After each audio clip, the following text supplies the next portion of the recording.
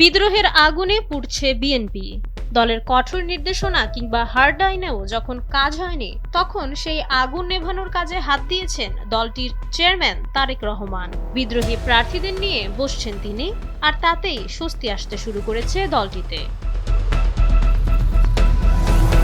চেয়ারম্যানের সঙ্গে সাক্ষাতের পর প্রথম বড় চমক দেন ব্রাহ্মণবাড়িয়া ১ আসনের স্বতন্ত্র প্রার্থী ও খালেদা জিয়ার সাবেক উপদেষ্টা সৈয়দ একে একরামুজ্জামান। এক ভিডিও বার্তায় তিনি ধানের শীষের সমর্থনে নিজের প্রার্থিতা প্রত্যাহারের ঘোষণা দেন। অন্যদিকে ঝিনাইদহ ৪ আসনে সাবেক এমপি শহীদুজ্জামান বেল্টুর স্ত্রী মুর্শিদা খাতুনও লিখিতভাবে নির্বাচন থেকে সরে দাঁড়িয়েছেন। আসন সমঝোতার সবচেয়ে আলোচিত নাম গণসংহতি আন্দোলনের জুনায়েদ সাকি।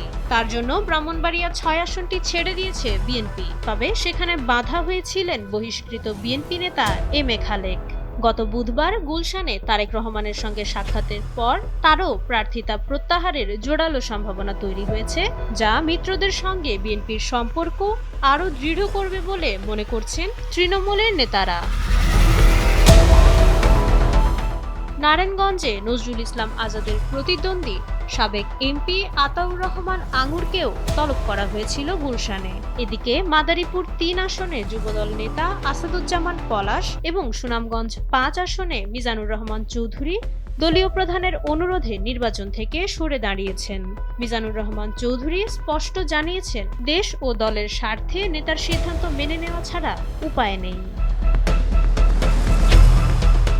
শরিকদের মন ও মান রক্ষা আর দলের শৃঙ্খলা ফেরানো, দুই লক্ষ্যেই এগোচ্ছে বিএনপি।